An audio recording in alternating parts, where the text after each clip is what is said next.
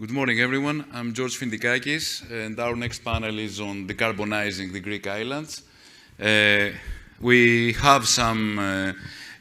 may have some flagship projects. Chios could be one, the fifth largest Greek island, which is which could be a Mediterranean frontrunner, as well others. At the same time, there are many challenges in integrating renewables, connecting with the mainland grid, deploying new expensive technologies such as batteries, grappling with the growing water crisis in the Aegean.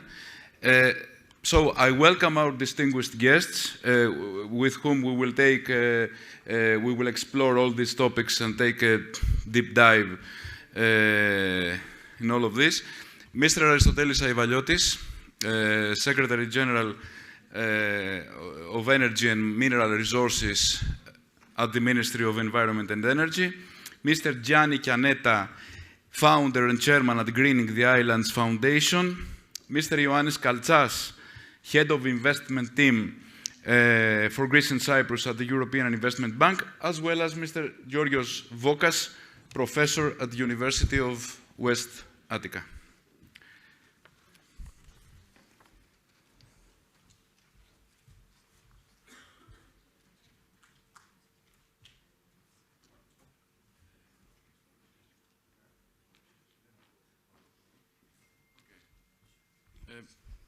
Mr. Aivaliotis, the floor is yours.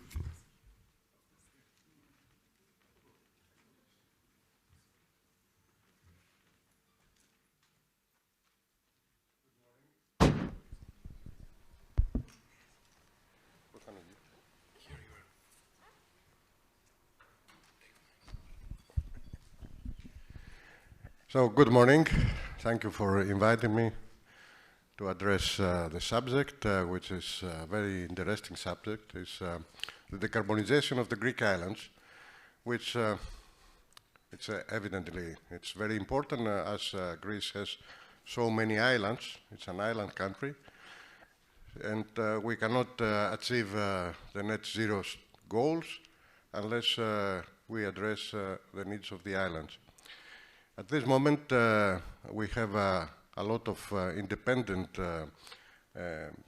systems. Each island has its own thermal unit, which gives current, and we have all kinds of emissions from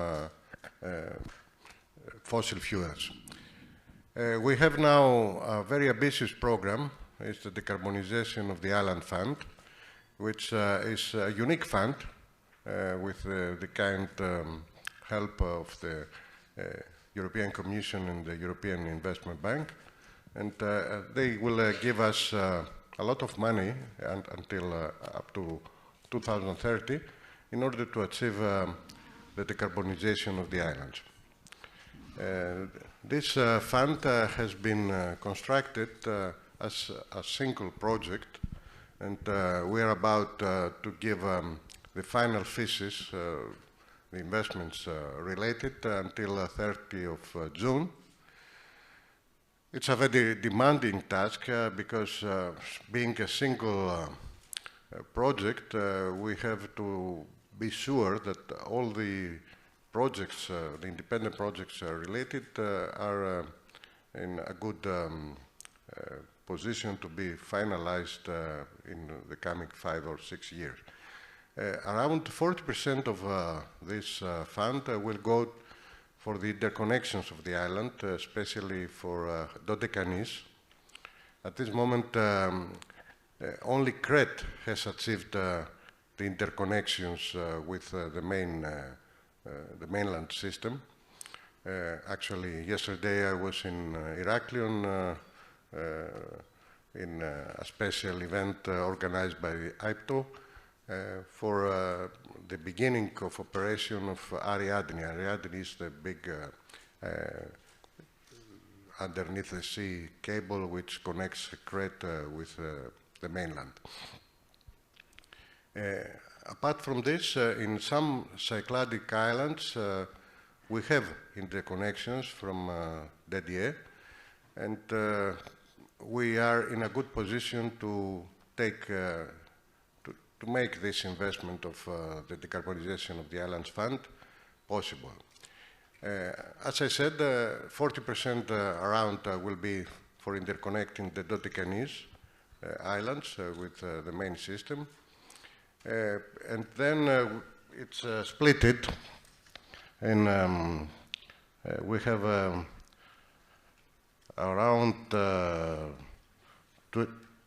227 million will go to energy autonomy at the end, at the sea and use level. Around 210 million will go to hybrid renewable systems for non-interconnected islands. Around 105 million will go for interconnecting smaller islands to the main cable. We have separated 260 million in order to give some subsidies for the offshore wind development. It's the first phase. And also some 36 million for standalone batteries. And small hydropower, you know, the islands, apart from decarbonizing, they have a huge problem with water. Water is very important, as the tourist consumption every summer explodes, and we have to take care to address this very important need. So we have designed some small hydropower multi-purpose dams. Around 100 million will go there in order to have at the same time clean energy and water. So this is the one pillar which goes to decarbonizing. The other is the interconnection with the Dodecanese and the smaller islands. And there is a third pillar, which are technologies to support renewable absorption, which is 9% of the total fund allocation.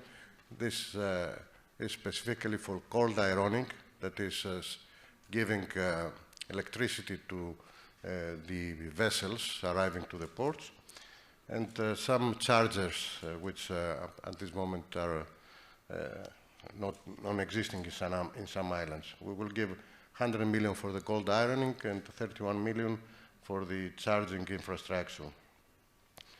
So we will not have a net zero for the island by the end of this fund, but the broader e-banks will be significant CO2 emission reduction, major reduction of public service obligation cost for the ICO, social service fees. So will be unbundling of the renewable special account. The LAPE will be lower. Increased energy security, particularly for islands highly exposed to tourism. Technological innovation in floating offshore wind and grid-scale storing. Thousands of new skilled jobs, and transforming Greek islands into a global showcase of energy transition for small isolated systems. Apart from this big fund, there is a smaller fund, around 180 million euros, which goes to the small islands. We have designated 39 islands which have a population from 100 people to 3,000. And we will make some special projects there, which will be related to the garbage collection, to the small waste management, water again, and some renewables in order to support the electricity needs. I have to emphasize what is the main obstacle to decarbonizing the non-interconnected islands. The main obstacle is that we are speaking for systems which at the winter time, they have, let's say, 6 megawatt consumption, and at the summer goes to 100.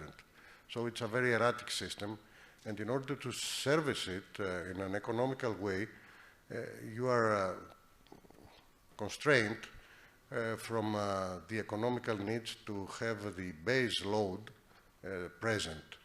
That is, you have to rely basically in the thermal units by 60%, and you can have maximum 40% renewables in that secluded system.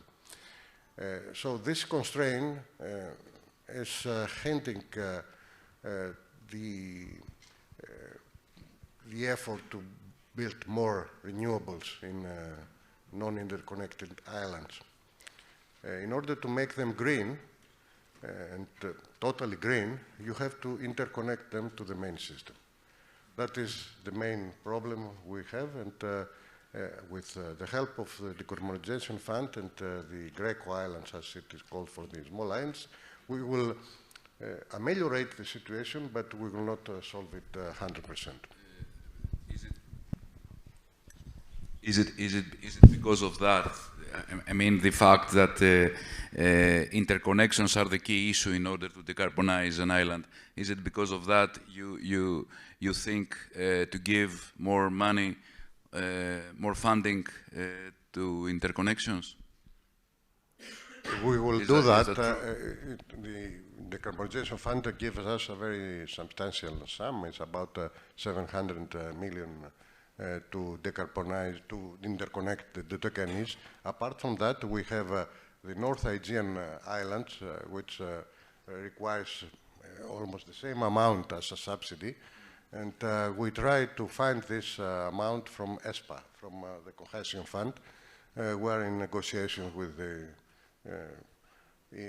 ministry which operates the Cohesion Fund. And we will have more money next year with the Climate Fund. I hope we can also dedicate some money from there. And of course, we can make the interconnections possible through the investment from IPTO. IPTO can go to the banks and takes money, and then it can, with the WACC system, charge the consumers. The independent Greek transmission I think to decarbonize the islands is a top priority to make all the interconnections which can be done. Okay.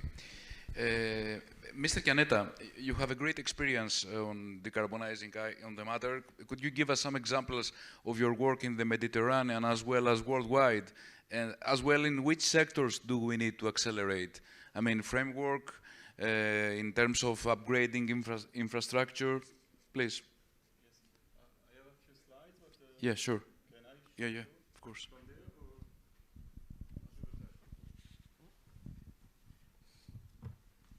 Okay.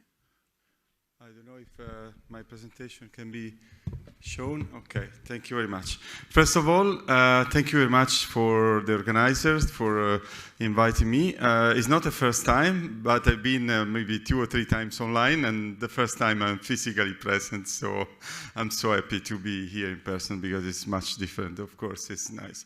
On the point of you discussed, indeed, I'd like to introduce our initiative, which is the 100% Renewables Island Initiative. It's a global initiative that has been launched at the Climate Week in New York, and as a support of United Nations, the SEED Division, and the Global Renewable Alliance join all the individual global industry associations from solar, wind, hydropower, geothermal, hydrogen, long duration storage, and etc.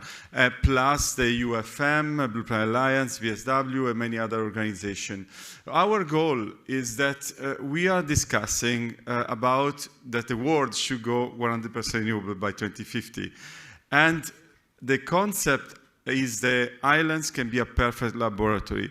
I totally agree with the Secretary General anyway, that is challenge, of course, especially in islands where there is seasonality, where there is, of course, a fluctuation, etc. But we want to challenge these also issues. And first of all, our goal is to electrify an island, no? Go electric with anyway, induction for cooking, electromobility, cold ironing, etc. Indeed, if you consider water desalination, etc., if you electrify the full islands, indeed, there is a critical mass that anyway can help this goal. We started with with some islands, Curacao in the Caribbean, Rodriguez and of the Mauritius, La Digue and the Seychelles, Tonga in the Pacific, and recently we signed the agreement with Chios in Greece, the first Mediterranean European islands joining our program. We have a methodology that is very important in a phase one. Build 2-3 possible scenarios, how to go 100% renewables, and making a sort of roadmap in 10-15 years, and then engaging in a workshop the government, the utility, the civil society, the Chamber of Commerce of the island, etc., to decide which scenario makes sense. And then we decide together where to place the projects and how to match the project with funds. We did this in Curacao, and we built a roadmap. It's an island of 150,000 people with almost 1 terawatt annual electricity consumption. Curacao is a Dutch island in the Caribbean, hosting the biggest, used to host the biggest oil refinery of all Latin America. It's one of the 10 biggest refineries in the world.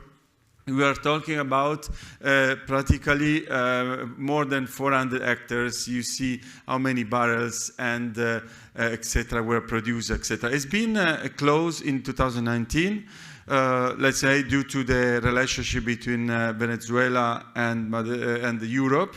And they want to reconvert this exhibition. What you see here is we did bring the roadmap of Curacao that you see there. You have seen the plan to 2030, 2035, and to 2035, 2040, where actually we have the first analysis build the composition of renewables and mix and batteries to reach that goal. And we did bring this scenario together with the utility, the government, in the Smarter Europe. Probably many of you knows is Intersolar plus ES, the biggest exhibition in Europe on solar and storage.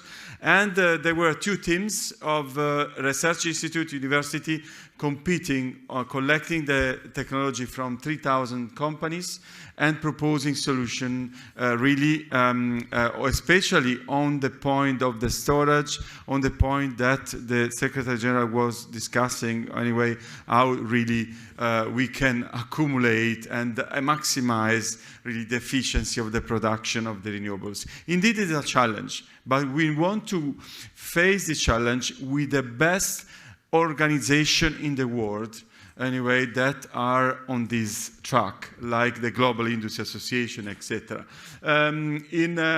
Of course, there is a big impact. There's some for investors. People think anyway they are talk about peanuts, but in Curacao, this plan involves an investment of 300 million euro with an impact of, for the maintenance, not construction, of about 200 employees, with an impact you see in terms of reduction CO2. This is Chios, you know better than me. Chios, anyway, is the island. There's 50,000 people with 17% of renewables, 800 square kilometers. And you see that there is already, of course, some solar and wind, but still majority is with diesel. We have in this case specific with Chios cooperating with Daphne to really do what we have done in Curaçao, what we have done in the other islands. So we are about to start, and it's good anyway, of course, that I had the pleasure also now to meet the Secretary General, because the involvement of the government is very important. I see here there are also other representatives from the government. And so we we have a magazine, I hope you will follow us anyway, where we have our cartoons. And we really want to bring this challenge with the Islands Laboratory.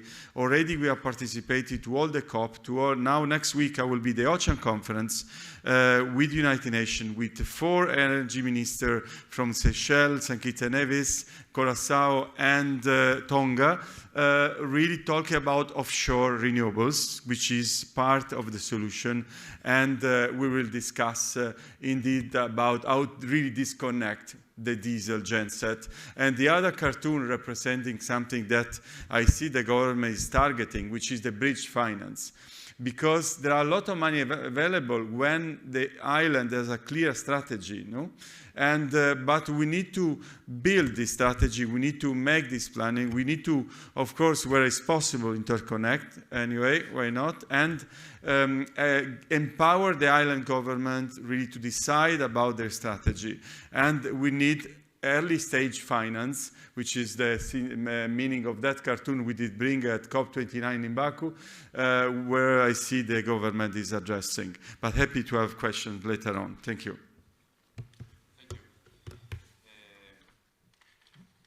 Mr. Calza, which would you say are the main challenges we need to overcome in order to? Yeah, sure. So, which would you say are the main challenges we need to overcome in order to decarbonize islands? And in terms of funding, which are the challenges that face the ongoing funding programs and should implement successfully the right solutions, sir?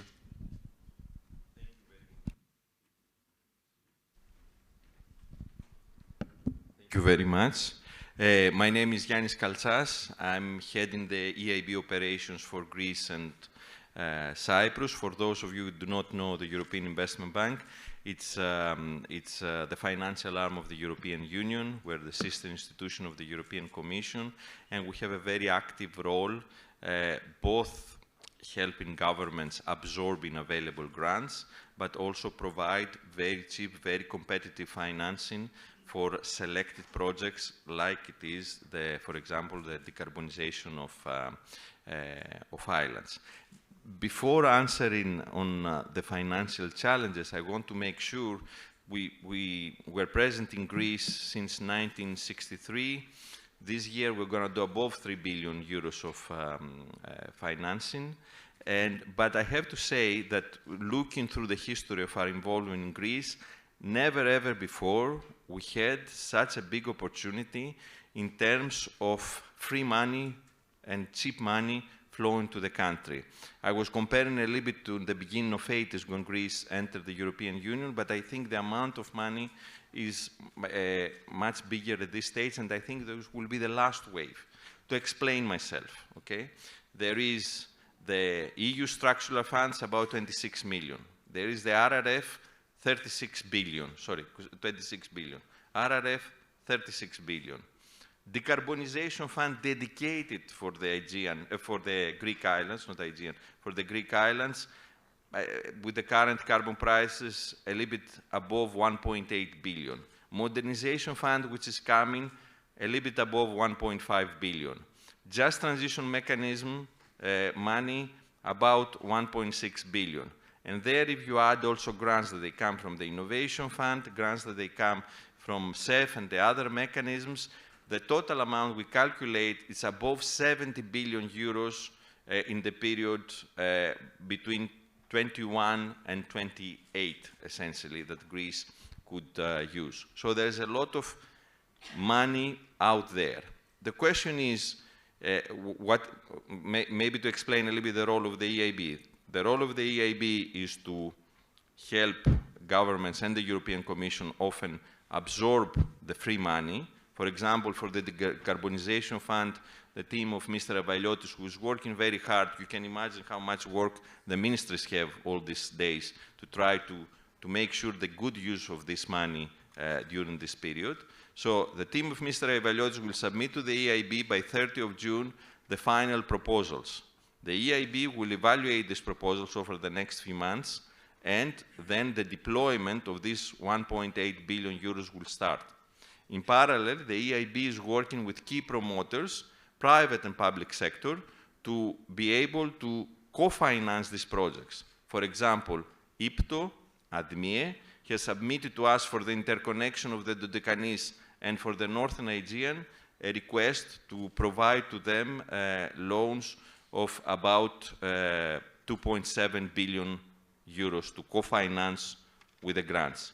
It's not unusual. We've co-financed the interconnections with Crete, both the small and the big cable of Ariadne. We co-financed the interconnections with the Cyclades, but we co-financing generally all the big interconnections across Europe, including those that they connect Europe to North Africa, for example, Spain, Italy, France, Germany to UK, and many, many other projects. So this is part of our role. And also what we have is a lot of technical assistance, free money, which will help the promoters with free advice about how to make good use of money. And we plan some of this money to use during the implementation phase to make sure that the money are spent fast and in a correct way. Now the question is, what are the biggest challenges? How Greece, how the Greek islands can take advantage of this huge opportunity?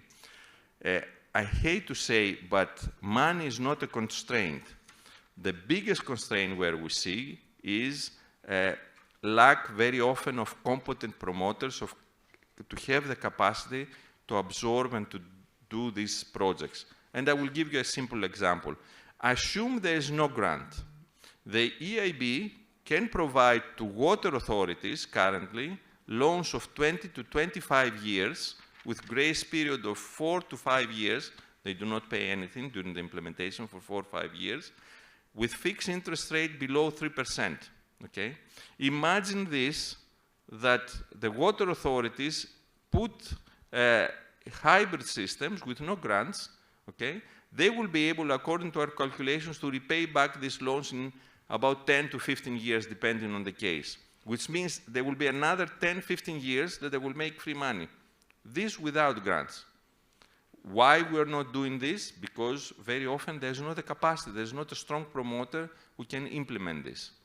Therefore, we feel that what we have to work, and I think Mr. Evaliotis' team is doing a very good work, is to make sure that once the money are approved, once we have all the approvals, we work together to accelerate the implementation and this money to find the correct use.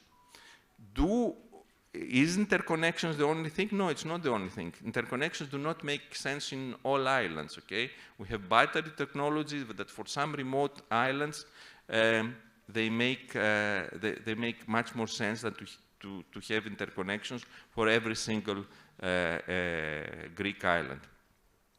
I want to finish with a small remark about another dimension, which is another opportunity for the Greek islands, and this is the defense dimension.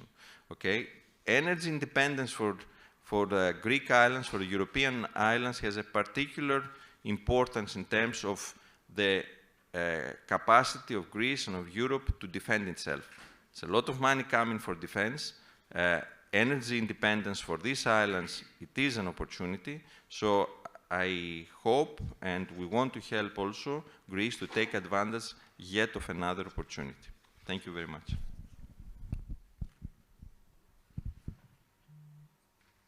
Thank you, Mr. Kaltsas. Mr. Vokas, how can universities support? How can a university support the energy transition in the islands? All these ambitious projects all this procedure dedicated to decarbonize. Of course.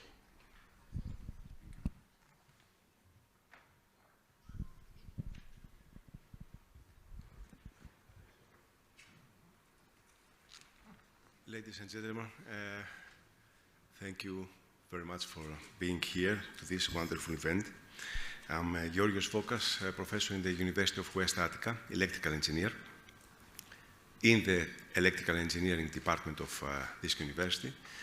And thank you very much for the question, Mr. Fidikakis. I think that my place on the panel, exactly on the last seat, was actually the right one. Why? Because, firstly, we need to hear from the government the political will that there is such a huge plan, which is the National Energy and Climate Plan that is running for Greece for the last years, and every 3 years is being renewed. So I think that you are all aware of it. If you are not from Greece, you are foreigners, then this is a small brief for this program. Mr. Evaliotis exactly mentioned all the data about the funding of this in order to support all the actions of this National Energy and Climate Plan, which is now under process. There are a lot of obstacles for this, but still there is the will, and of course, as we heard before a while also from Mr. Kaltsas, there is also the money. I'm very glad to hear that the money is not a constraint. This is not an issue still. But, okay, so why are we not running towards all different directions to make the decarbonization of islands feasible and a reality? There are many constraints, but I would say that there are also technical ones. So this is my turn to say that the challenges from our side are mostly technical. It's not very right to say that technically wise everything is solved. I would say no. Why? Because even though the technology exists, even though the equipment is still, getting better and better, we can see that, and it's obvious, that every single case, every island, every interconnection line has its own characteristics, its own technical requirements, its own need for the right, the specific, the adequate technical solution. You can see here the interconnection, some figures of the interconnection lines that are already running as projects or are going to run in the next years, and hopefully the goal is the interconnection of almost all autonomous electrical systems by the year of, in this decade, by the year 2029 or 2030. As Mr. Evaliotis already said, he was very happy to announce the starting, the operation of the second line from Crete. I think it was in last week. The first 50 megawatt are already in the system. So very huge interconnection line already installed. In the other figures, you can see the interconnection lines, which are mostly AC, and the only interconnection line that is DC is the one from Kos Island to Athens. So why to choose DC or AC? Are there any technical constraints? Which are the technical details for this? Do we have to make a high voltage DC converters in order to make this happen in a DC line? Which other kind of installment equipment must be used during the lines, the AC lines, in order to maintain the power factor close to 1? Because we have reactive power. So maybe some of these issues that they hear a little bit strange for you, but still there can be a problem. So we cannot afford losing any single euro from this chance in order to make this happen with the right way. So technical challenges still exist.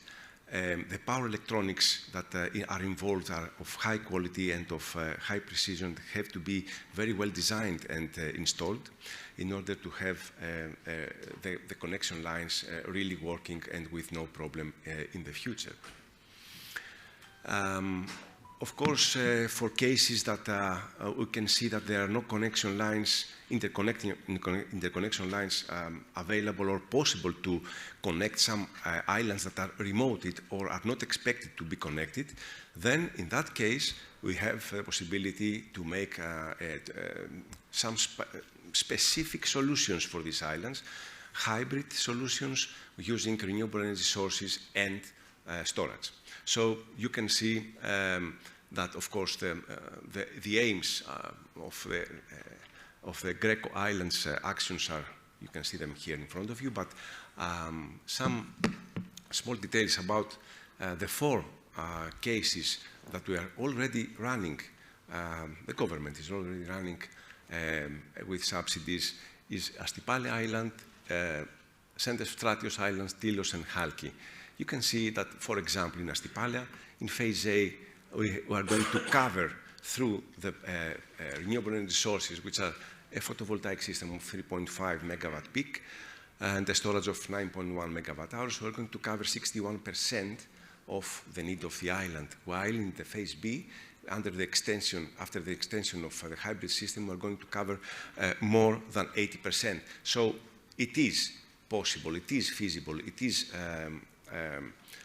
it's not easy, it is possible to make such a hybrid system, but with the right technical solution, and to achieve a penetration, renewable energy sources penetration more than 80%. This is the goal, this is the target, to increase the renewable energy sources penetration in all the islands, either interconnected or non-interconnected. Center Stratios is already more than, is covering the system, the renewable energy sources system is covering more than 85% of the demand of the island, and so on. Also to mention Halki Island, which is something really important. The case there is something different. The people that are running an energy community, and another system that are going to cover their bills and maybe to minimize or to make their bills zero with net metering. Many research projects, our university, yes, and many other universities are being involved in research activities. You can see numerous of projects that are running or that have already finished, and they are giving their pilot project results to the technical community and, of course, the hands of the banks and the government. Why the banks? Because the banks must have an idea of the technical excellency of the investments that are going to be proposed to them in order to get to be financed. So let me say that we were and we are still consultant of some banks to some investment projects in that area. And finally, yes, just to put a small example about what could we offer as a university. We have recently, the next 4 years, we have developed the design of the first hybrid diesel-electric ferry in Greece. This happened in 2020, it started. We have signed an MOU between our university, the municipality of Aegialia, and Dorida.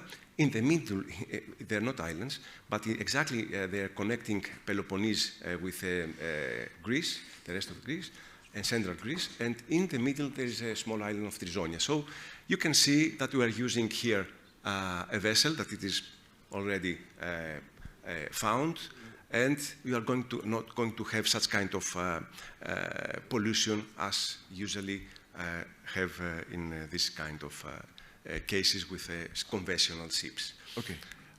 Yes. We will have the chance to talk about on the vessel. Thank you so much. Sir, Mr. Aivaliotis, so there's the will as well as the money. Which could be the front-runner islands, green islands in Greece? Could that be Crete? and which and could some of the Cyclades follow? I mean, I understand that the key issue is the interconnections, right? So you emphasize there. Is that right? It is right. We have a 100% green island at this moment. It's Halki, but Halki is connected to the Rhodes Island, so takes advantage of this. I can not say at this moment a particular island because I can emphasize one major constraint. Don't forget, money is there. As Mr. Kaltsas summit, it's 70 billion. We can use it. The main problem, I can say, we have three problems for the island. The one is, don't forget we are speaking for private investments and municipality investments.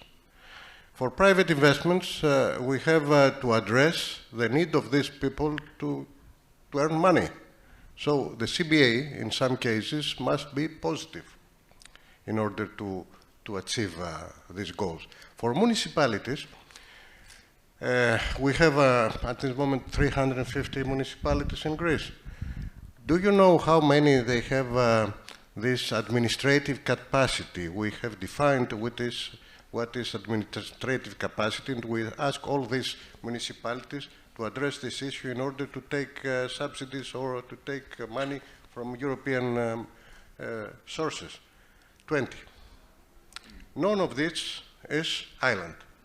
So the administrative capacities of the islands is very low, and it's very difficult to address it in the 5 coming years. So it's an almost impossible task to think of as a municipality of an island to take all this money and make something. We have to find investors. In order to find investors, we have to address their main goal to have profit. So in order to have profit, either we have to find a way through subsidies, either from consumers or from the taxpayer, and IPTO, for instance, we have such a mechanism. To the other investors, we have to address their main, for Chios, for instance. Mm-hmm. I am very attached to Chios. I go almost every year there, and I have personal connections. Chios is about to be connected in the next 5 years, it's for sure. We will find the money to interconnect the North Aegean. Is a national security issue. So if I am an investor and see that we have to install huge battery and renewable system in order to make Chios now 100% green, I have to address my anxiety that when the interconnection comes, I cannot gain my money back. So I have to wait and see Chios be interconnected in order to install something which makes sense. Okay. The third challenge we have is the people of the islands. The people of the islands are very against the wind farms. We don't have any island saying that, okay, we want to have a wind farm in our island. So if we're talking only for solar panels, they operate when there is sun. If we have to install a huge battery to take this, it's almost an impossible task. We would have a huge solar panel in order to have a decent battery, and then we have the seasonality. I don't think the CBA will be positive. These are the challenges. Administrative capacity, the islanders who don't want wind farms, and we have to Speaking of that, of wind farms, I believe that the fund that you also mentioned, the offshore wind development, right? This offshore, we are very lucky. They are designed to be east of Crete, and right, in a place where there is no tourist operations or a lot of people grudging. But we have problems also there. Yeah, however, the national plan remains at a standstill. We will see any further actions on the matter? We are obliged to finalize it until 30th of June. It's a milestone of the RRF. Okay, I see. Sir, Mr. Chianetta, you have a great experience on all these matters. Which would say are the main hurdles? Is the administration capacity of the islands, as Mr.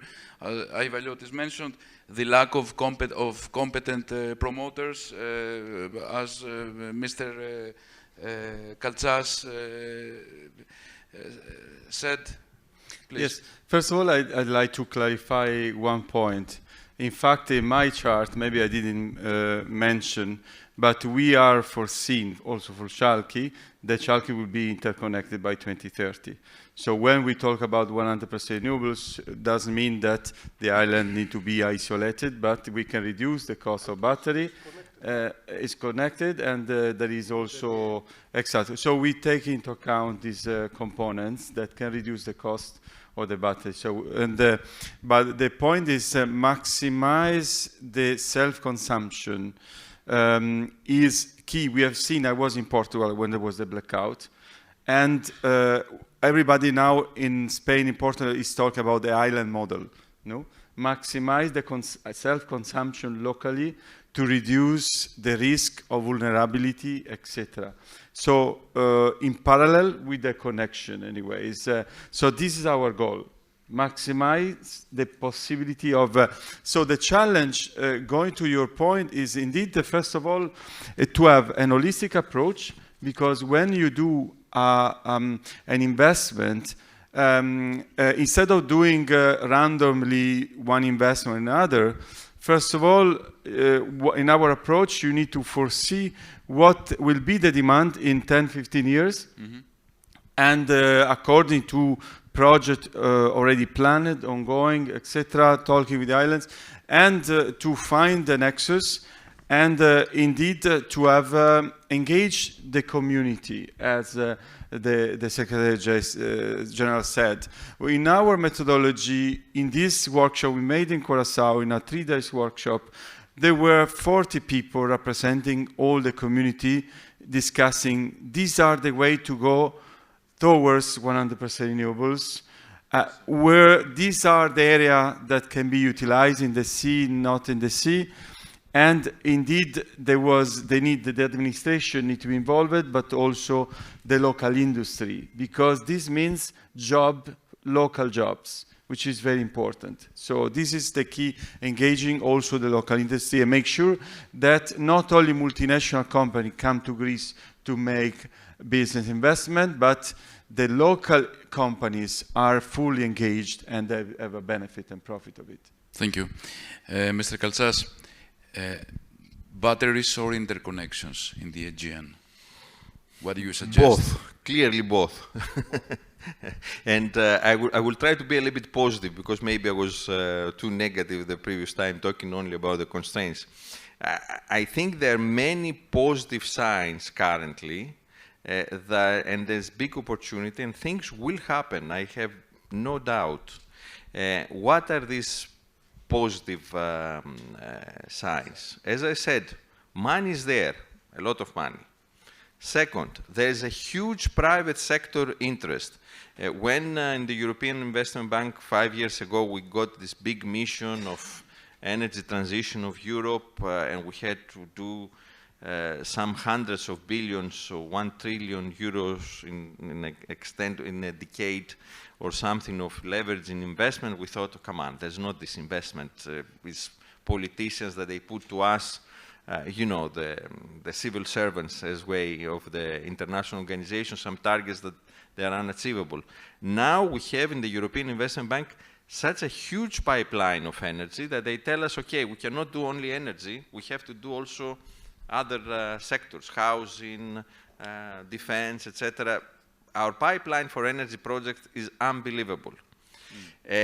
For the Greek islands, all the big companies are our clients. They come and they propose, they say, look, for hybrid system, it makes economic sense. They show us the numbers.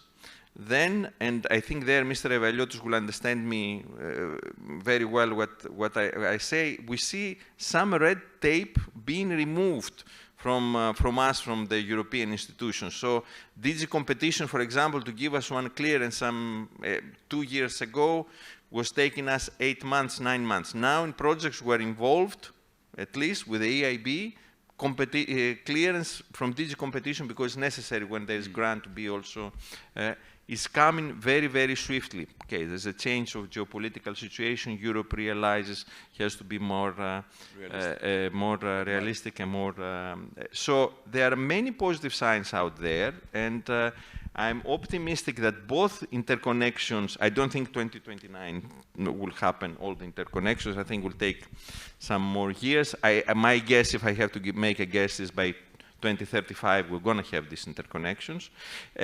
But also batteries, the technology is improving fast. Also the quest there is how to have not only the European islands interconnecting and having batteries, but also how can we manufacture some of these things within Europe, how we can have cables in Europe and how we can have batteries in Europe. And there are in Greece also companies, manufacturers, that they take the initiative and they do the investment towards this respect, and this is also our priority. Let's not forget to create jobs with this green transition. Yeah, sure. Mr. Vokas, are you optimistic too? Which is your final remark? I'm very optimistic. I agree with Mr. Kaltsas. This is the target of ADMIE for interconnection 2030, but it is optimistic. But okay, it's going to happen maximum until 2033. From my point of view, I think that both interconnection and hybrid systems are the future, and this is where we have to concentrate and focus technically and financially. And I would like also to point out that new technologies must be, and new trends must be also involved in every case that we are going to study. For example, we can start thinking of the use of second life batteries. If you are going for storage, why are you going to buy new ones? You can start thinking of second life batteries, and this is a project that we are running right now, a Horizon project with a Public Power Corporation and another 9 partners in Europe. Also inductive charging, not heating, inductive charging of, I mean, with a distance of different electric vehicles or vessels. So I think that yes, I'm optimistic since the technology is here to help us to achieve all these targets that the government and, of course, the investors and the banks would like also to go towards this direction. Okay. Our time is up. I hope you found the discussion interesting about this huge, enormous issue. I would like to thank you all for your participation. Once again, thank you so much.